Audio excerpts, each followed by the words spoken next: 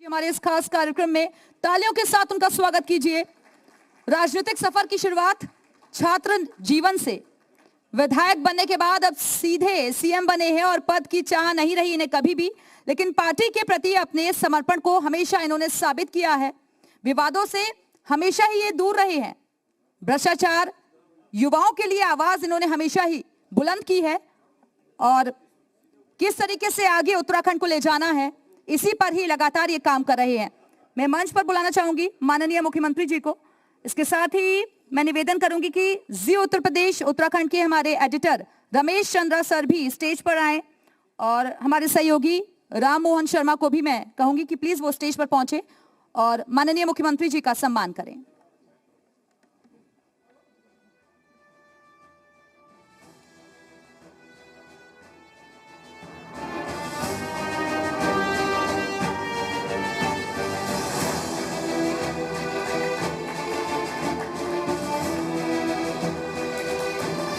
Please आप लोग अपनी अपनी सीट पर बैठ जाइए और अब इस सेशन को आगे बढ़ाएंगे रमेश चंद्रा सर और मेरे सहयोगी राम मोहन शर्मा।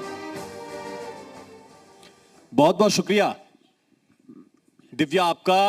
और मुख्यमंत्री जी, हम लंबे वक्त से संवाद कर रहे हैं इसी विषय को लेकर कि नया उत्तराखंड कितनी संभावनाओं वाला प्रदेश है और दूसरी बात यह भी है कि कितनी भावनाएं आपके साथ जुड़ेंगी, क्योंकि चुनाव की कगार पे भी हैं। संभावनाएं एक सरकार के रूप में आपको देखना है और चूंकि राजनाथ सिंह जी कह ही गए हैं कि 2020 के बल्लेबाज हैं धामी जी, तो उस रूप में संगठन को भी देखना है और आपके चेहरे पे चूंकि पूरा चुनाव लड़ा जाएगा, ये संगठन के लोग भी कह रहे हैं, सरकार भी कह रही है और केंद्र के लोग भी कह रहे हैं। तो कैसी तैयारी आपको इस वक्त लग रही है, क्योंकि अभी अभी आप वहां से आए हैं जहां प्रधानमंत्री आने वाले हैं। और एक चीज और जोड़ दूं मैं, वो तब आने वाले हैं जब आप अपने कार्यकाल का 5वां महीना पूर्ण कर रहे हैं, तारीख है 4। इसी तारीख को आपने शपथ ग्रहण की थी और 5 महीने बाद प्रधानमंत्री पंच लगाने आ रहे हैं।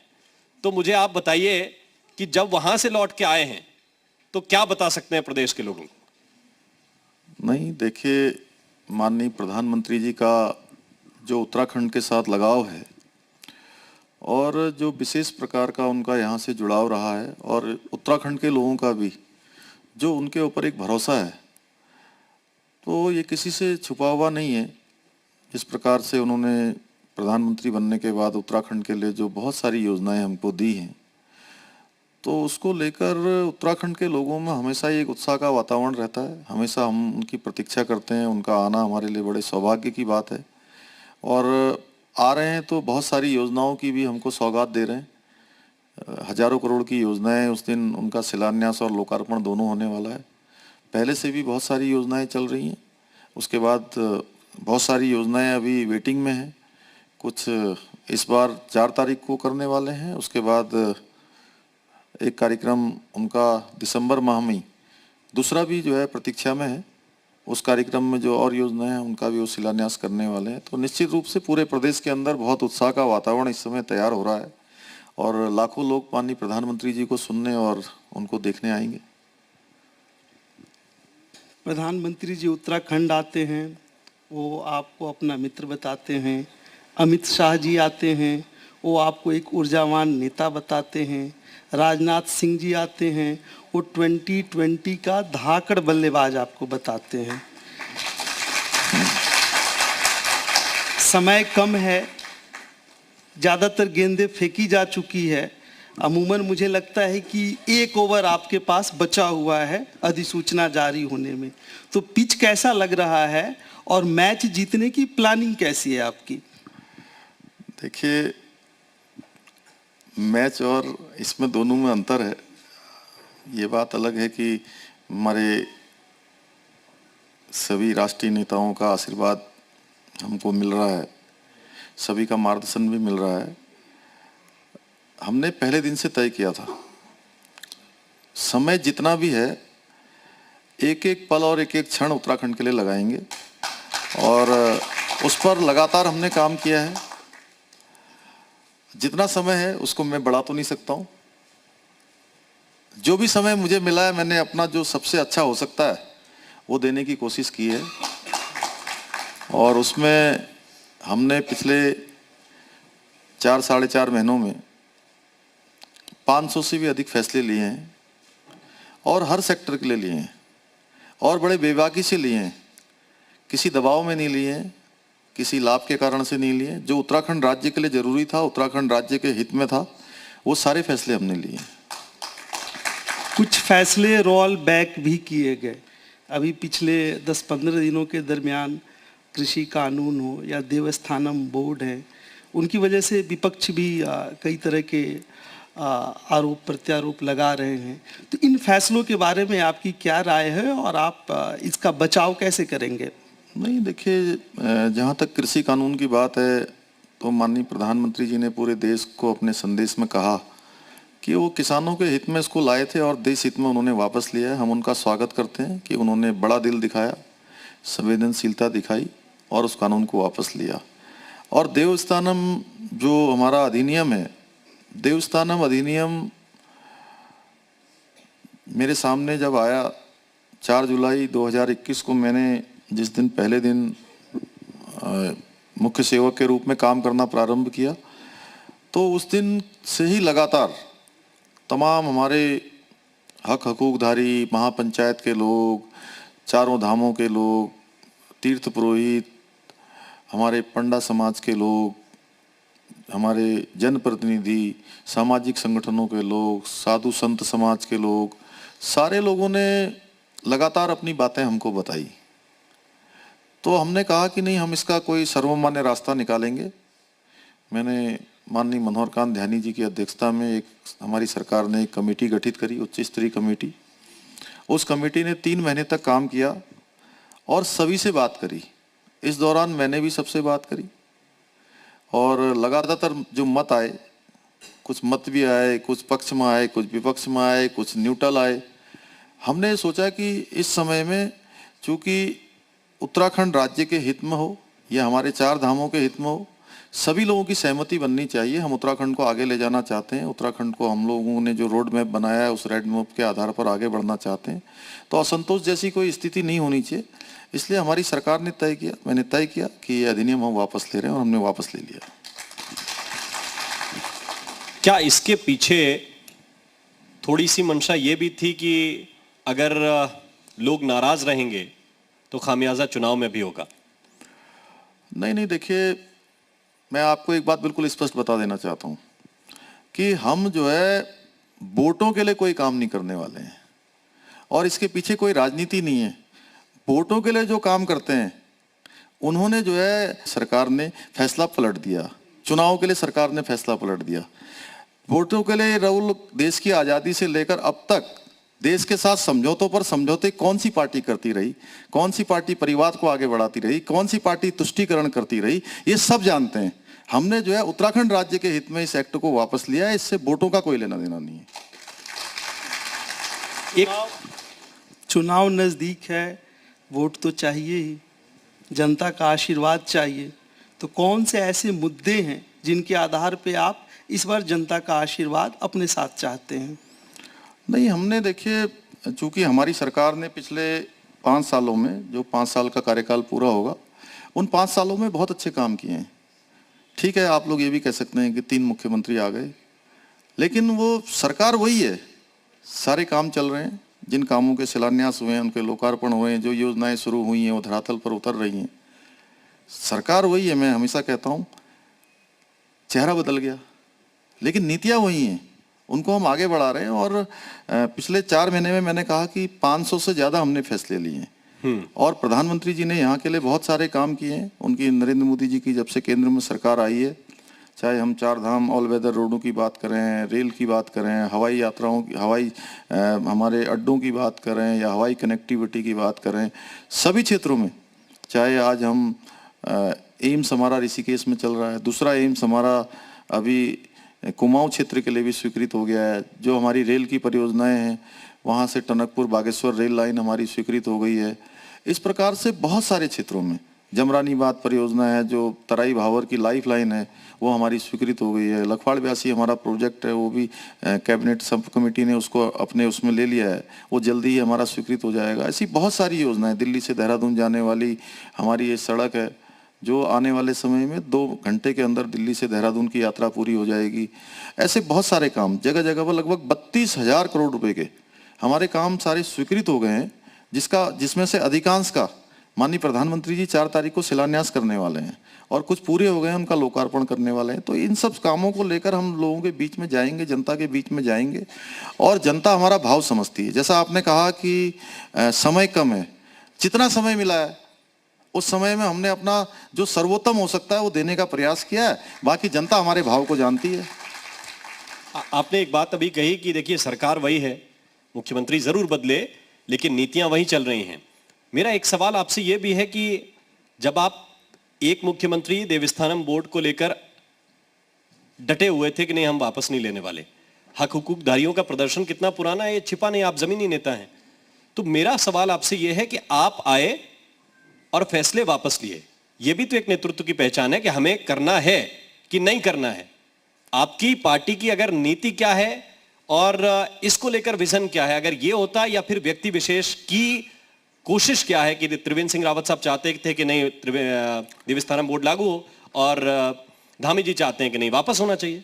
नहीं, देखिए हमने कहा कि हम जो भी रास्ता निकाल रहे हैं सर्वमान्य तरीके से निकाल रहे हैं और इस समय देश काल परिस्थिति ऐसी है, देश काल परिस्थिति के हिसाब से हमने उसको वापस ले लिया। आपने कहा कि ये मुख्य सेवक फैसला ले रहा है प्रेस कॉन्फ्रेंस में। हाँ, मैंने कहा कि अब मैं मुख्य सेवक हूँ और मेरे पास जितने मंतव्य आए हैं, जिस प्रकार की चीजें आई हैं, जो रिपोर्टें आई हैं, उसके आधार पर मैंने वापस लिया है।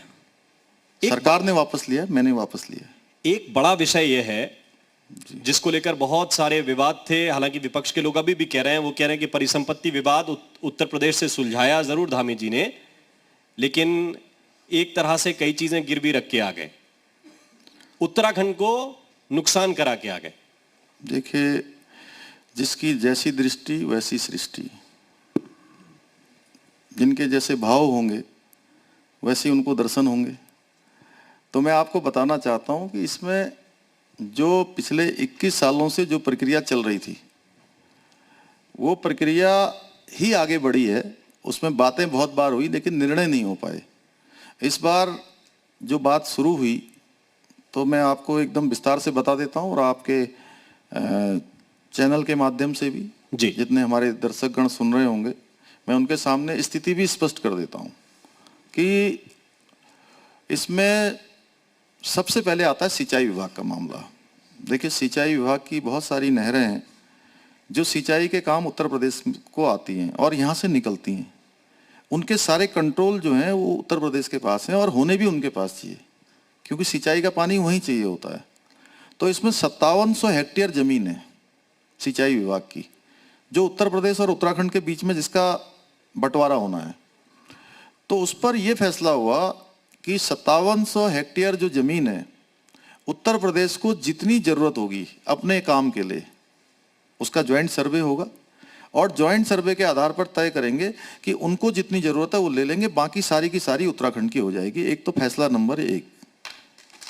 फैसला नंबर 2, सिंचाई विभाग के 1700 मकान हैं और 1700 मकान अभी तक उत्तर प्रदेश के और उत्तराखंड के बीच में घूम रहे हैं। उस पर भी यही फार्मूला लागू हुआ कि जितना उनको मकान की आवश्यकता होगी वो मकान वो ले लेंगे और बाकी सारे के सारे उत्तराखंड के हो जाएंगे। आपको इसमें कोई गलत लगता है बताइए? मैं तो आप ही लोगों से पूछता हूँ। और ये पहले से चला आ रहा था, ये कोई मेरा बनाया हुआ नहीं है कि पुष्कर सिंह धामी ने बनाया हो या आदरणीय योगी आदित्यनाथ जी ने बनाया हो। जो सीट चली आ रही है उस पर फैसला हुआ है। उसके बाद आवास विकास परिषद आ जाता है।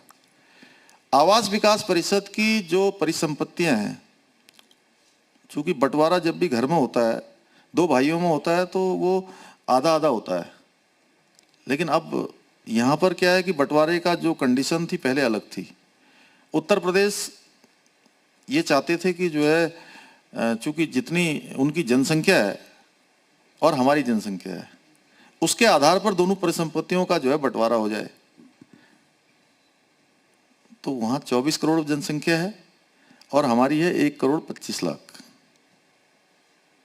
लेकिन फैसला क्या हुआ? फैसला ये हुआ कि आवास विकास परिषद की जितनी भी परिसंपत्तियां हैं 50% उत्तराखंड की होंगी, देनदारियां भी 50% उत्तराखंड की होंगी और 50% उत्तर प्रदेश की देनदारियां और लेनदारियां दोनों हो जाएंगी, यानी कि आधे आधे में हो गया। अब आता है परिवहन निगम। परिवहन निगम में 310 करोड़ रुपया हमको वहां से लेना था, तो 310 का 310 करोड़ रुपया वो उत्तराखंड को मिल रहा है, वो समझौता हो गया। उसमें से 105 करोड़ रुपया चूंकि हमको भी वहां देना था खाद्य विभाग का, तो वो उसमें से कट गया। उसी समय बैठक में ही तय हुआ कि 105 करोड़ हम उनको दे देंगे, 205 करोड़ रुपया, मतलब 105 रिडक्स कर देंगे, उसमें से 205 करोड़ हमको मिल जाएगा। ये हो गया परिवहन निगम का। परिवहन निगम को चूंकि रोडवेज का एक बस अड्डा था किच्छा का, वो किच्छा का बस अड्डा भी हमको मिल गया। इसी प्रकार से वन निगम का 90 करोड़ हमको उनसे लेना था, तो 90 करोड़ का उसी दिन फैसला हुआ कि आज ही हमको मिल जाएगा। और मैं लखनऊ में ही था, 77 करोड़ का चेक उसी दिन शाम को हमको मिल गया। इसके अलावा 2 बैराज हैं, एक बनबसा का बैराज जो भारत नेपाल सीमा पर है, दूसरा बैराज किच्छा का। दोनों काफ़ी पुराने हो गए हैं, पिछली बार की आपदा में काफ़ी नुकसान हो गया। कभी भी एक महाकाली नदी पर है और एक हमारा यहाँ पर किच्छा में है। दोनों के दोनों बैराज उत्तर प्रदेश की सरकार उनका पुनर्निर्माण करवाएगी, ये समझौते में तय हो गया। अलकनंदा होटल जो हरिद्वार में है, वो उत्तराखंड को मिल जाएगा इस महीने या अगले महीने। माननीय मुख्यमंत्री योगी आदित्यनाथ जी का यहाँ कार्यक्रम होगा, वो होटल हमको सौंप दिया जाएगा।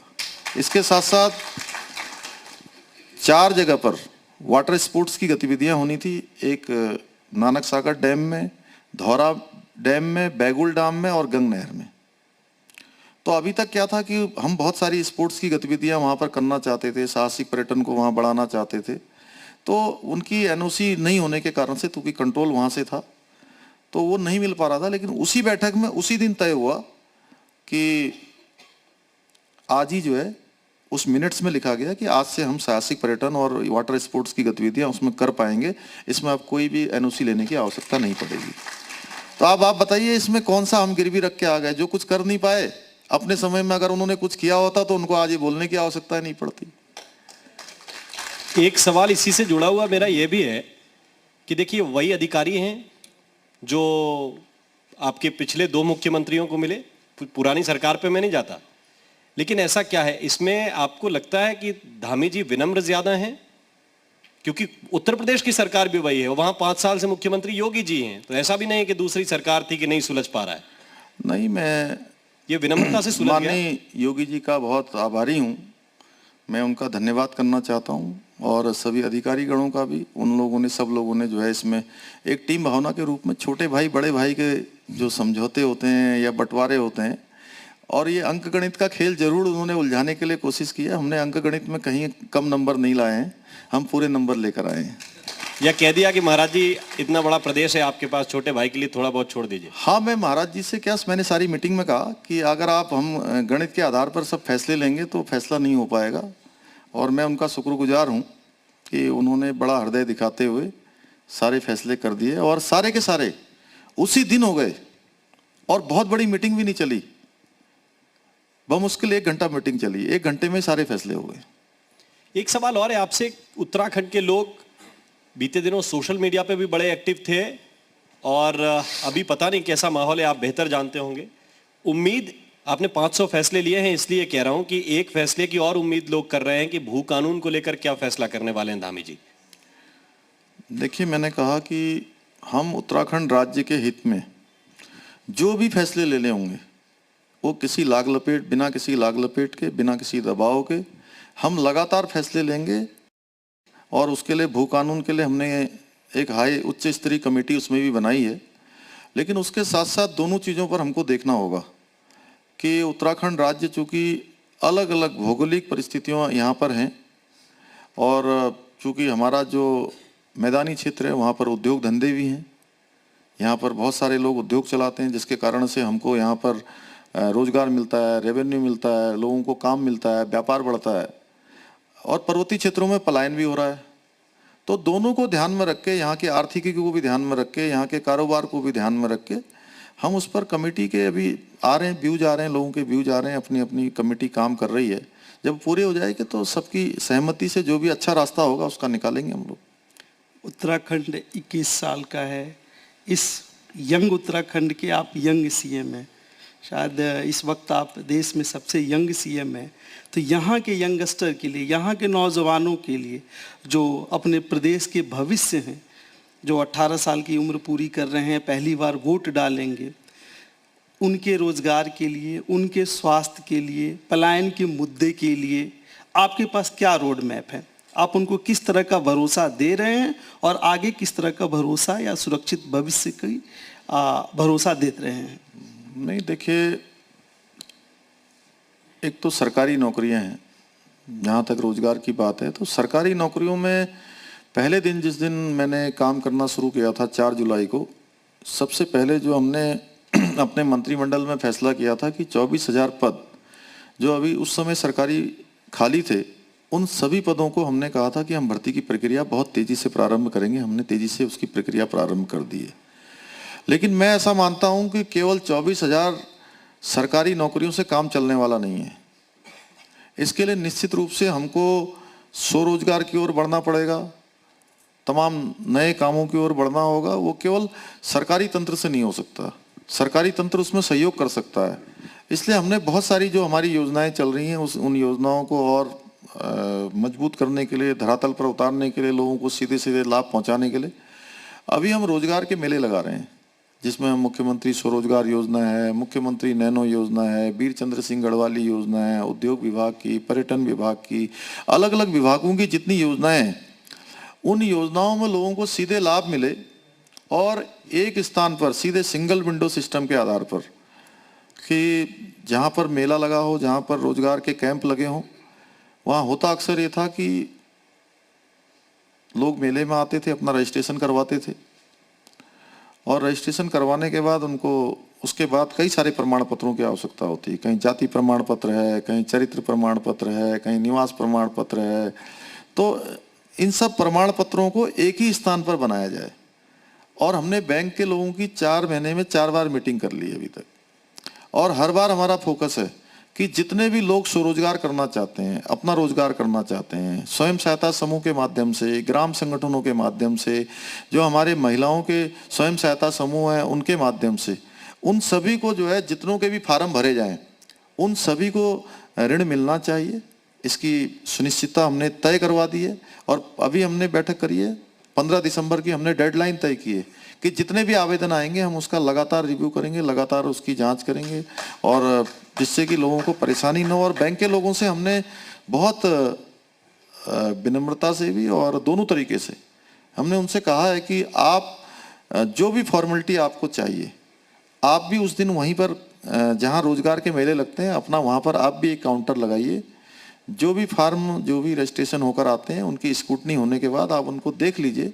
कई बार होता क्या था, देखने में व्यवहारिक रूप से, चूंकि कहने में कुछ बातें बड़ी लगती हैं, कुछ छोटी लगती हैं, लेकिन व्यवहारिक रूप में कई बार होती नहीं है।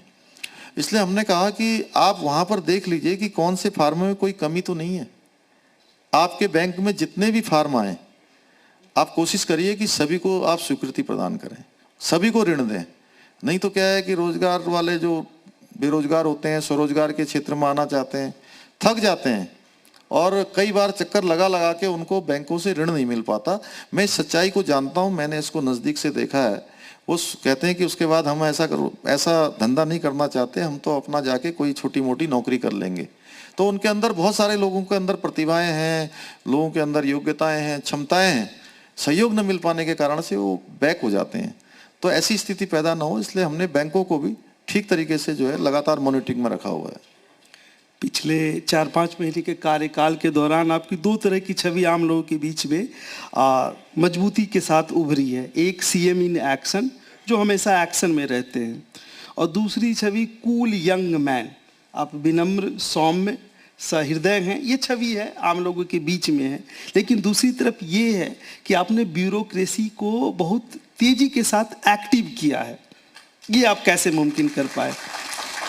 नहीं, देखिए, इसका सबसे अच्छा जो मुझे समझ में आता है कि मैं अपना काम स्वयं ईमानदारी से करता हूँ। मुझे लगता है कि हमारे अधिकारीगण, वो भी कोई हमसे बाहर के नहीं हैं, वो भी हमारे समाज के हैं, हमारे परिवार के हैं, वो सारी चीज़ों को देखते हैं।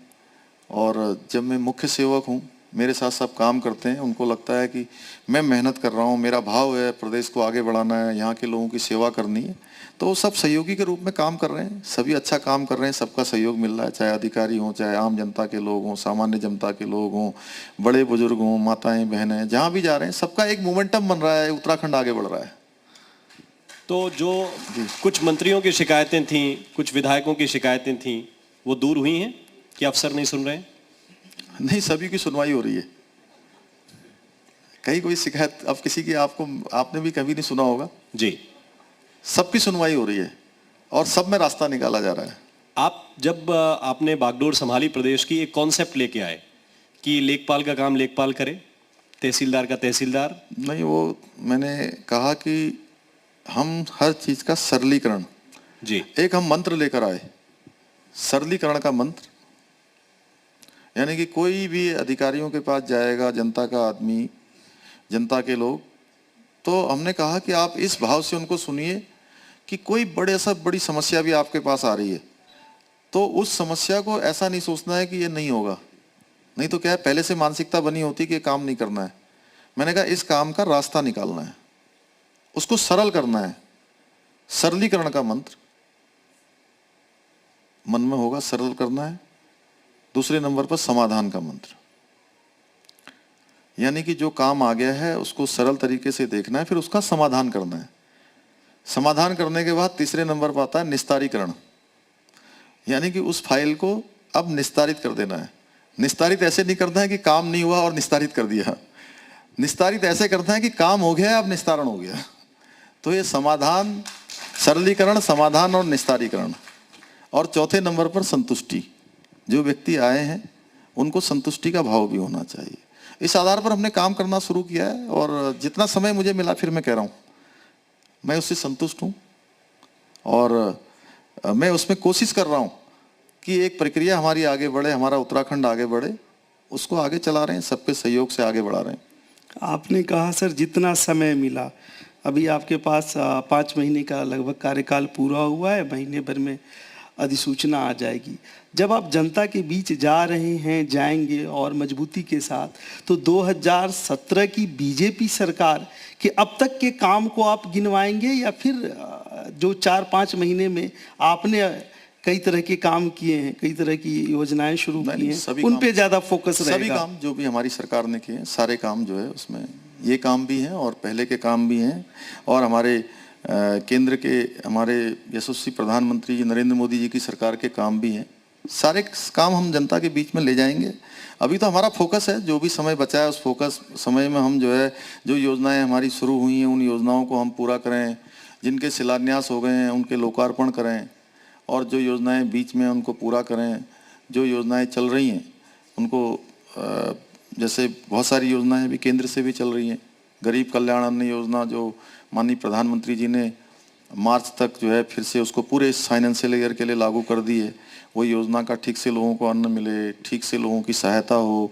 अभी इतनी बड़ी भारत सरकार की विश्व की सबसे बड़ी स्वास्थ्य के क्षेत्र में जो योजना चल रही है, आयुष्मान भारत योजना, और आयुष्मान भारत योजना में अभी तक उत्तराखंड के अंदर 4.5 लाख से भी ज़्यादा लोग इसका लाभ ले चुके हैं। इस योजना से उनको सहायता मिली है। 500 करोड़ से भी ज़्यादा पैसा अभी तक सरकार का इसमें खर्च हो चुका है। 50 लाख से ज़्यादा लोगों के कार्ड बने हुए हैं। तो मैं जहाँ भी जाता हूँ, मैंने सभी जिले के अधिकारियों को, प्रदेश के अधिकारियों को कहा है कि ये योजना गरीबों के लिए लाई गई है। ऐसे लोगों के लिए 5 लाख रुपए की सुरक्षा गारंटी का एक कवच पूरे साल के लिए दिया गया है। तो वो ठीक से योजना जो है, लोगों को ठीक से सहायता मिलनी चाहिए।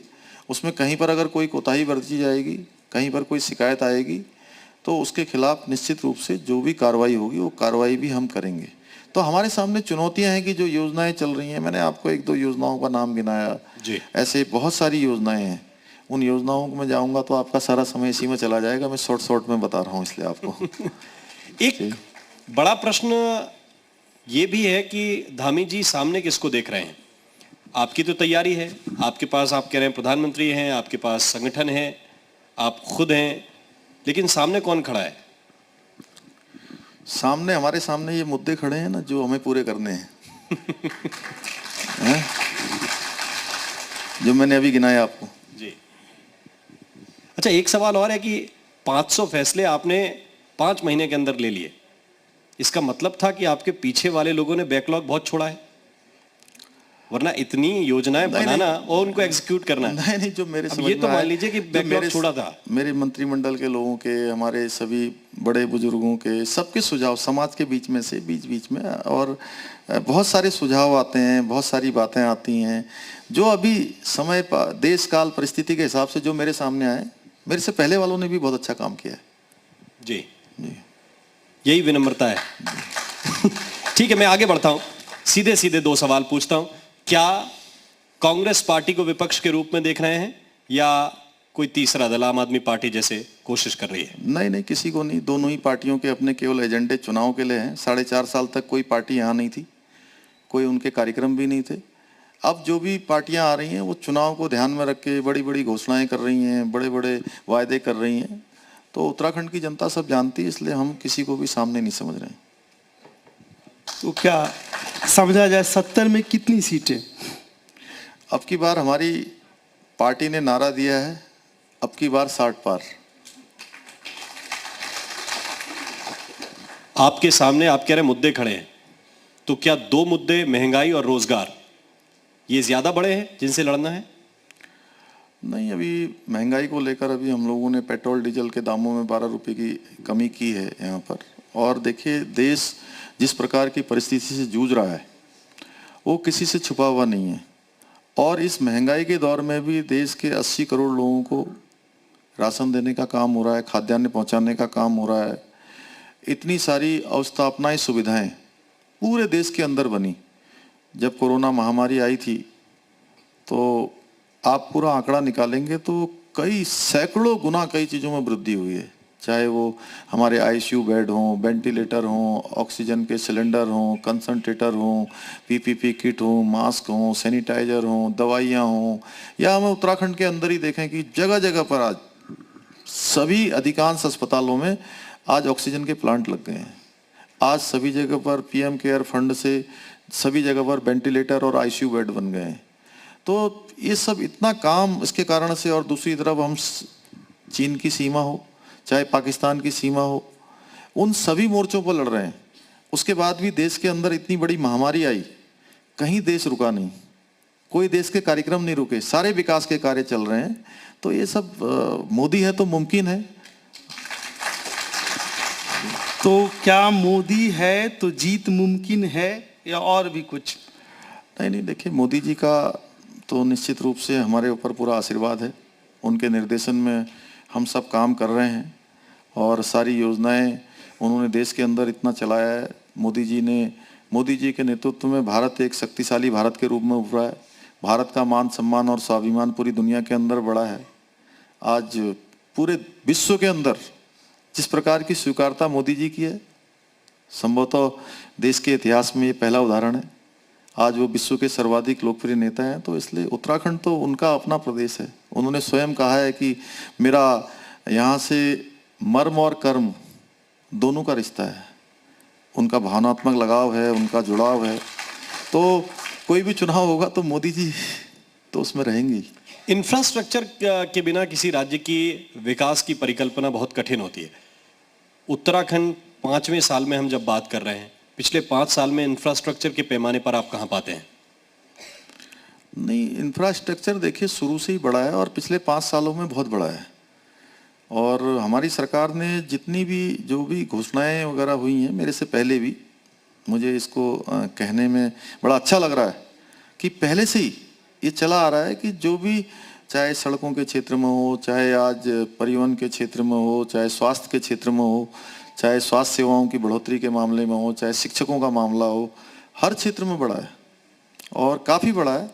और उत्तराखंड बनने के बाद से लगातार इसमें होती रही है, लगातार तरक्की होती रही है। जब से नया प्रदेश बना है, इसमें हमको स्वीकार करने में कोई हर्ज नहीं है कि उत्तर प्रदेश के समय में चूंकि वो बड़ी इकाई थी और बड़ी इकाई के रूप में उतनी चीज़ें नहीं हो पाती थी। अगर आज हम तुलना करेंगे तो निश्चित रूप से काफ़ी बढ़ा है और 5 सालों में बहुत तेज़ी से बढ़ा है।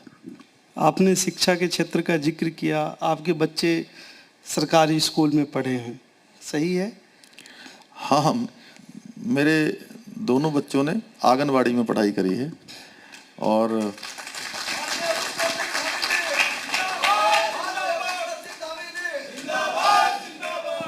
ठीक है, लेकिन आम लोग भी भरोसा अपना जता सके सरकारी संस्थानों में, सरकारी स्कूलों में, इसके लिए आप क्या कर रहे हैं? नहीं, देखिए, हम लोग ईमानदारी से चाहते हैं कि जो हमारे सरकारी संस्थान हैं वो भी उसी प्रकार की शिक्षा दें जैसे आज हमारे प्राइवेट संस्थान दे रहे हैं। और इसके लिए हमने, चूँकि मुझे इसमें भी कहने में कोई संकोच नहीं है, हमने जितनी बैठकें करी तो हमने हर बैठक में जो शिक्षा विभाग से संबंधित जो हमारी बैठकें हुई, उन बैठकों में मैंने एक प्रश्न भी खड़ा किया। हमने कहा कि आज ऐसा क्यों हो रहा है कि जो सरकारी स्कूल हैं वो छात्र विहीन होते जा रहे हैं, धीरे धीरे कम होते जा रहे हैं। कई जगह पर उनको बंद करने की स्थिति आ रही है, लेकिन जो हमारे प्राइवेट स्कूल हैं उनमें लंबी लाइन लगी हुई है, जबकि वहाँ जो शिक्षक पढ़ाते हैं उनकी अमूमन जो तनख्वाह होती है एक महीने की 15,000 20,000 होती है, और सरकारी स्कूलों में आप जानते हैं काफ़ी होती है। लेकिन अगर उसके बाद भी ये स्थिति पैदा हो रही है तो क्यों हो रही है? तो निश्चित रूप से ये, चूँकि मेरे पास जितना समय था मैंने उसमें थोड़ी समीक्षा करी है, उस समीक्षा को आगे बढ़ाएंगे। बिल्कुल, इंफ्रास्ट्रक्चर को लेकर जो मेरा सवाल था मुख्यमंत्री जी, उसके पीछे ये है कि प्रधानमंत्री जी एक आपको लक्ष्य भी देके गए हैं। उन्होंने कहा कि अब पर्यटकों की संख्या इतनी होगी अगले 10 साल में जितना बीते 100 साल में नहीं हुई, तो उसको संभालना भी जिम्मेदारी है, चाहे होटल इंडस्ट्री हो, चाहे दूसरे विभाग हो। क्या उसको संभालने के लिए अगले 5 साल का जब आप विजन लेके जनता के बीच जा रहे हैं, पर्याप्त क्षमताएं होंगी उत्तराखंड के पास? देखिए, निश्चित रूप से माननीय प्रधानमंत्री जी का जो विजन है, हम लोग उसको उसी रोड मैप को लेकर आगे बढ़ रहे हैं। हमने सारे विभागों को अगले 10 सालों का रोड मैप बनाने का, अपना विजन डॉक्यूमेंट देने का हमने पत्र लिखा है। सभी लोग अपना विजन डॉक्यूमेंट चला रहे हैं, बना रहे हैं। और हमने एक बोधिसत्व यहाँ पर विचार श्रृंखला भी आयोजित की है। 3 हमने उसमें अभी तक 3 श्रृंखलाएँ हम आयोजित कर चुके हैं। उसके माध्यम से हम देश के जितने भी हमारे वैज्ञानिक हैं, विभिन्न क्षेत्रों में काम करने वाले हैं, विधि विशेषज्ञ हैं, अन्य क्षेत्रों के विशेषज्ञ हैं, और आम जनता, सामान्य जनता के बीच में जिन्होंने व्यवहारिक रूप से धरातल पर काम किया है, सबके हम विचार ले रहे हैं। उनके विचारों के आधार पर हम अगले 10 सालों का जो रोड मैप है वो तैयार कर रहे हैं। और साथ ही साथ इकोलॉजी और इकोनॉमी दोनों को साथ में मिलाकर कैसे उत्तराखंड आगे बढ़ेगा, और जैसा माननीय प्रधानमंत्री जी का स्वप्न है, उन्होंने जो हमारे सामने विजन रखा है कि ये 21वीं सदी का तीसरा दशक, ये उत्तराखंड का दशक होगा। और जब हम रजत जयंती वर्ष मना रहे होंगे तो डबल इंजन की सरकार, केंद्र की और प्रदेश की सरकार मिलकर इसको हिंदुस्तान का अग्रणी राज्य बनाएंगे। उस क्षेत्र में हम काम कर रहे हैं। 2 विषय और हैं, एक उनमें से बड़ा विषय है पलायन का। उसको रोकने के लिए लगातार काम करने की आवश्यकता है, ये आप भी मानते हैं? कुछ हद तक सफल हो पा रहे हैं?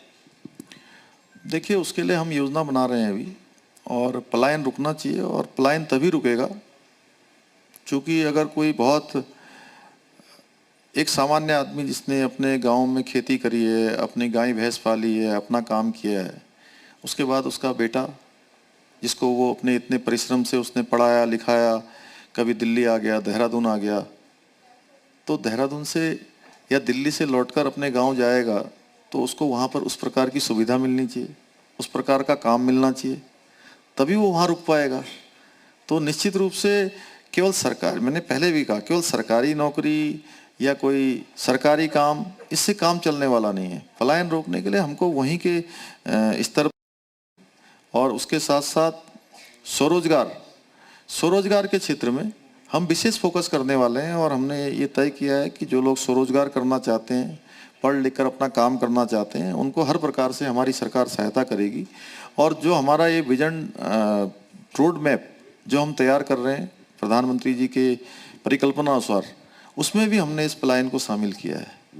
पलायन एक हमारे लिए बहुत बड़ी चुनौती है और उस पर हम डटकर काम करेंगे। एक क्या ये भी वजह है, जैसे एक बड़ा मुद्दा प्रदेश के अंदर हमेशा से, जब से प्रदेश बना, गैरसैंण को स्थायी राजधानी करने की मांग को लेकर रहा है। जब पहाड़ पे सरकार जाएगी तब तो लोगों से उम्मीद करेंगे कि वो वहीं पे रुकें। इसको लेकर कोई कंफ्यूजन है, कोई परेशानी है या चीजें स्पष्ट हो रही हैं? नहीं, हमारी सरकार ने देखिए गैरसैंण को अभी ग्रीष्मकालीन राजधानी घोषित किया है। गैरसैंण हमारी सबकी भावनाओं का केंद्र है। हम सब लोग जो है निश्चित रूप से गैरसैंण चूँकि एक ऐसा हृदय स्थल है, सभी की संभावनाओं का भी केंद्र है। हमारी सरकार पूरी तरह से जो है दृढ़ संकल्पित है कि हम गैरसैंण का हर संभव विकास करेंगे और उसके लिए हमारी सरकार काम कर रही है। सर, आपका जन्म पहाड़ के क्षेत्र में हुआ, आपका कर्म क्षेत्र खटीमा रहा जो तराई का क्षेत्र है, तो आप पहाड़ को भी बखूबी जानते हैं और तराई से भी बहुत अच्छी तरीके से वाकिफ़ है। तो दोनों के संतुलित विकास के लिए किस तरह की योजनाएं हैं? देखिए, दोनों तरफ चूँकि हमारे यहाँ तब हर जिले में ऐसा मानिए कि मैदानी क्षेत्र में अलग समस्याएं हैं, पर्वतीय क्षेत्रों में अलग समस्याएं हैं, तो हर जगह के लिए हम जैसी संभावनाएं हैं, जैसी परेशानियां हैं, जैसी ज़रूरतें हैं, जो समस्याएं हैं, उसके आधार पर ही काम कर रहे हैं। क्योंकि यहाँ जिले जिले पर समस्याएं बदल जाती हैं, जिले जिले पर भाषाएं, बोली सब बदल जाती हैं। तो उसी के आधार पर हमने कहा कि जो हम विजन डॉक्यूमेंट तैयार कर रहे हैं या हमारा जो रोड मैप तैयार हो रहा है, उस पर इन सब बातों का हम ध्यान रख रहे हैं।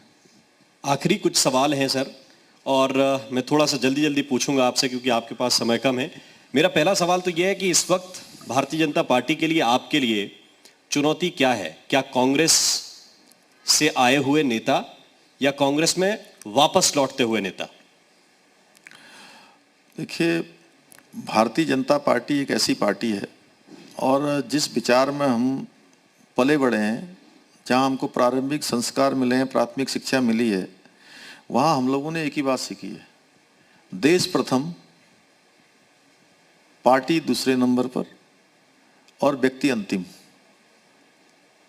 जो भी भारतीय जनता पार्टी में रहेगा वो इसी फार्मूले को अपनाकर रह सकता है, केवल बाहर से नहीं, जो मन से, तन से, वाणी से, व्यवहार से, संस्कार से इसको स्वीकार कर लेगा तो वो इसमें आगे बढ़ेगा।